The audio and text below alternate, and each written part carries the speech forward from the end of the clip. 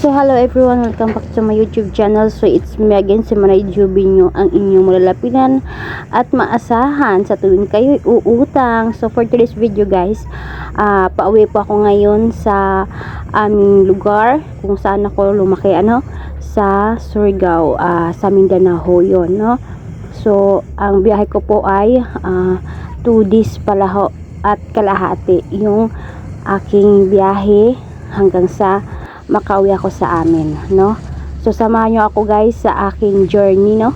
So ipagdasal nyo po ako na safety ang aking biyahe at makaabot ako sa amin na maayos at safety, So tara ho.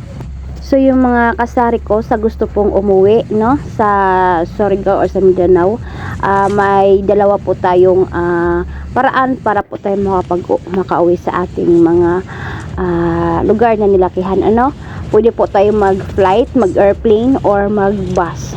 So I choose na sumakay ako sa bus at para kita ko yung mga view or so na-enjoy ko yung view at ang nadadaanan ko ng mga lugar, So nakikita natin, ayan. So yan mga kasari ko, samahan nyo ko sa aking biyahe, no. So i-update ko po kayo mga kasari ko pagka dumating na tayo sa Matnog. So bali hapon na siguro tayo makarating dun sa Matnog, So tatawid pa yung bus papunta naman sa Leyte, no, sa Southern Leyte. So ayun mga kasari ko, samahan nyo ko sa aking biyahe at sabay-sabay natin i-enjoy yung view at sabay-sabay nating kita ang mga iba't ibang lugar na madadaanan natin.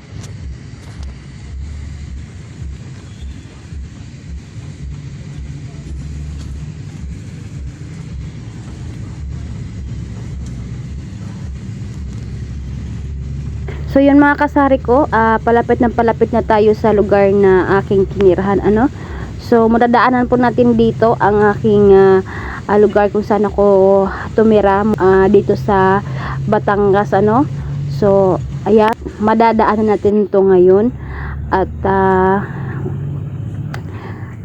nakakamiss naman ang lugar nito at sana hindi ako magtagal doon sa amin at makakabalik ulit ako dito para ipagpatuloy ko ang aking negosyo, So ayan, palapit na po tayo.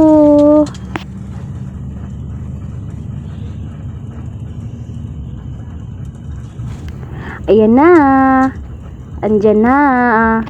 Bye.